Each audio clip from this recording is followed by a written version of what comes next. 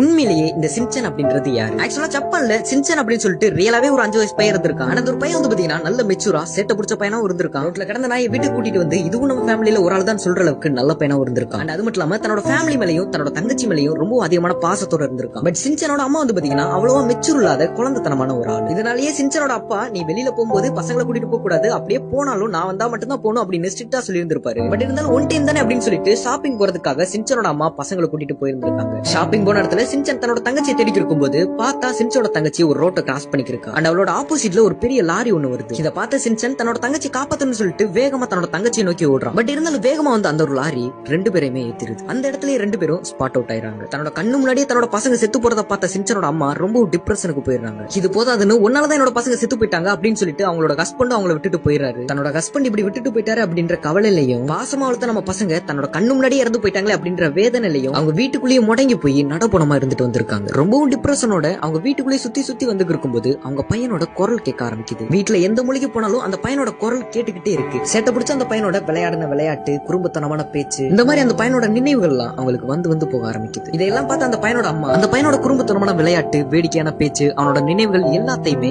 எழுத்து வடிவமா கொடுக்க ஆரம்பிக்கிறாங்க. இந்த ஸ்கிரிப்ட் எல்லாத்தையும் பார்த்த ஒருத்தர் அந்த பையனோட எல்லா பிஹேவியரும் பிடிச்சு போய் இதை நம்ம மக்கள்கிட்ட எடுத்துட்டு போகணும் அப்படின்னு சொல்லிட்டு சின்சன் அப்படின்ற ஒன்ன உருவாக்குறாரு.